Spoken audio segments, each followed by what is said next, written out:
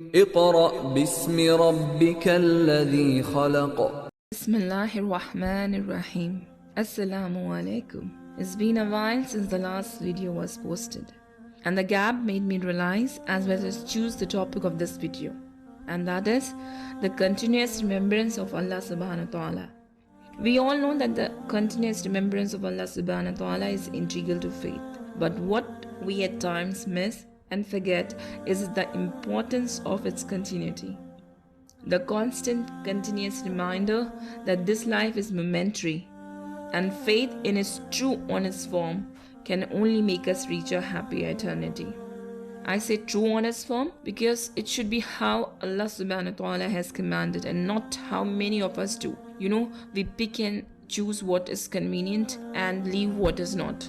So there are a few points. If we really took care of it, I'm sure we can improve for better. Firstly, let's start small and slow. The continuous good deed, even if it is small, is highly appreciated in Islam.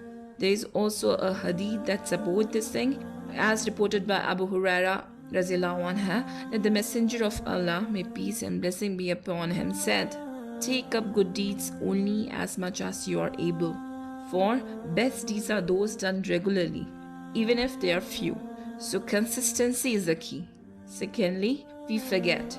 So we need to remind ourselves. We are human beings. We have a tendency to forget. So one needs to remind oneself again and again. We should also make dua for it. There's this dua which goes, Ya Muqallibal QULUB, thabbit qalbi ala dinik, which translates to, O controller of hearts, make my heart firm on your religion. This is a frequent supplication by our Prophet Muhammad sallallahu alayhi wasallam, and this hadith is also reported in Tirmidhi.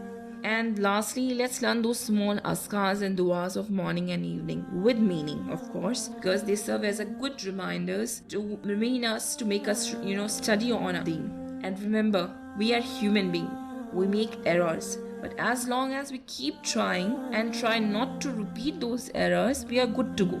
But one thing is important, that we have to take note of our intentions and seek constant help from Allah Subhanahu wa Taala. So let's begin the change from now onwards, and may Allah Subhanahu wa Taala forgive us all and keep us firm in our deen. Assalamu alaikum wa rahmatullahi wa barakatuh.